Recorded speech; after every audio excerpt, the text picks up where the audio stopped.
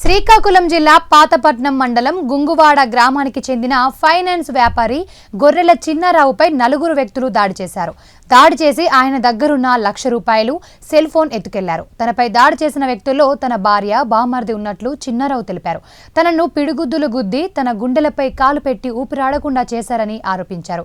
రోడ్డుపై వెళ్తున్న కొందరు తనను కాపాడారని, కుటుంబ సభ్యులకు సమాచారం అందించారని తెలిపారు. ఈ ఘటనపై పోలీసులు విచారణ చేపట్టారు.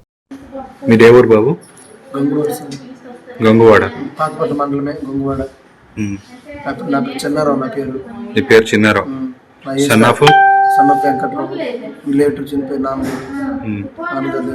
ఏమైంది? మా బామ్మని మా మిస్సెస్ అటాక్ చేశారు. ఎక్కడ? బొంతు నుంచి ఇరమండలం వెళ్ళారు. ఇంట్లో సవిచి దగ్గర.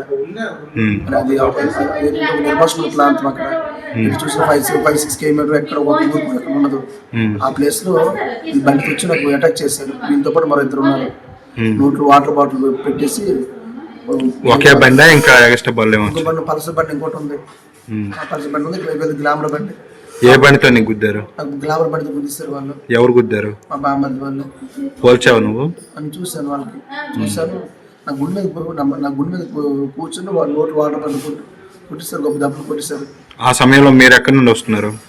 నేను బొంతు నుంచి వెళ్తున్నాను. నిర్మల్ వెళ్తున్నాను. ఏం పని మీద వెళ్తున్నారా?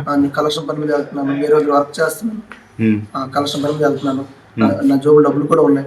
వాళ్ళ దగ్గర అమౌంట్ ఉన్నాయి. ఆ అమౌంట్ కూడా తీసేసుకున్నారు. ఫోన్ కూడా తీసేసుకున్నారు. నా స్పీకర్స్ మాట్లాడుతుంటే